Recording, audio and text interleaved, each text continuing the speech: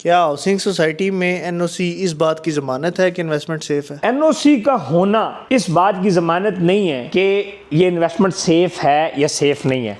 असल ज़मानत safe investment का ये है, यानी कि गारंटी है कि वो प्रोजेक्ट कामयाब होगा। जिस प्रोजेक्ट की लेगेसी जो उसने पहले काम किया वो कितना अच्छा काम किया, ये कि उसके पुराने प्रोजेक्ट्स कामयाब हैं या नहीं है। दूसरा, उसने जो ज़मीन क्या खरीदी है वो इतनी मकदार में है कि जितने वो प्लॉट बेचना चाह रहा है या बेचेगा तो वो उसके पास उतनी ज़मीन होनी चाहिए, यानी कि लैंड उसके पास हो, फिर डेवलपमेंट उसकी अच्छी हो।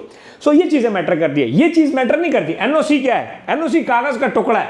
वो कागज़ का टुकड़ा बाबा कायद-ए-आज़म कितने गया, ये दें तो आपको मिल जाता है। पाकिस्तान में ये दें, लेकिन दुनिया के अंदर बाहर मुल्कों में एनओसी लेना वो एक शफाफ तरीके से मिलता है। यहाँ पर क्या है, आपने यहाँ पे ऐसा भी है ना कि ड्राइविंग लाइसेंस उस बंदे को भी मिल जाता है जो बंदा ड्राइवर नहीं है, लेकिन बाहर ऐसा नहीं है। सो बात सिंपल सी है कि ऐसे बहुत सारे प्रोजेक्ट हैं जिनके एनओसी अंडर प्रोसेस हैं, लेकिन उनके प्रोजेक्ट कामयाब भी हैं और वो फ्यूचर में एनओसी हासिल कर सकते हैं। इसलिए सिर्फ जो एनओसी के नाम के ऊपर फुदू बनाया जाता है पाकिस्तान में कि हमने जी एनओसी ले लिया और आप हमारे साथ इन्वेस्ट करें, नो। आपने देखना है कि इसके ने पहले कितने प्रोजेक्ट्स डिलीवर किए, इसकी लोकेशन कितनी कामयाब है, और इस बंदे ने पहले जो डिलीवर किए क्या वो आबाद हुए, कामयाब हुए, उसमें वो 20 लाख का प्लॉट 1 करोड़ पे गया या नहीं गया। और दूसरी इंपॉर्टेंट चीज़ कि उसके पास जो करंट वो प्रोजेक्ट बना रहा है वो ज़मीन उसके पास कितनी ज़्यादा है। तो इस तरह अल्हम्दुलिल्लाह अब आप देखें, पहले दिन किसी प्रोजेक्ट के पास एनओसी नहीं था। कैपिटल स्मार्ट सिटी के पास पहले दिन एनओसी नहीं था, लेकिन आज एनओसी है, डेवलपमेंट कर चुका है।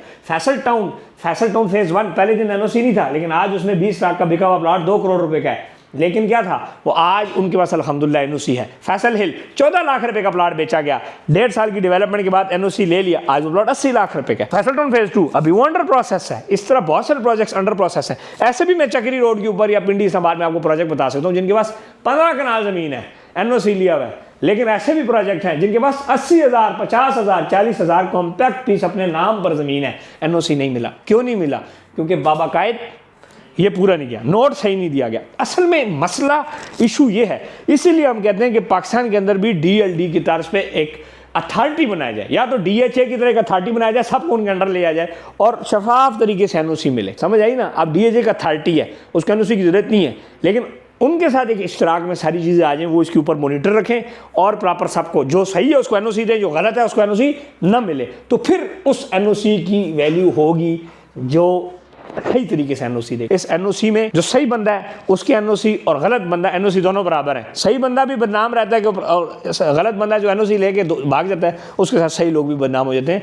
और वो पश्तो में कहते हैं ना कि आग में ना गीला भी जो है ना वो बेचारा जल जाता है। समझ आई? सूखा तो जलता है या गीला भी जल जाता है। ये एक इसकी मिसाल है।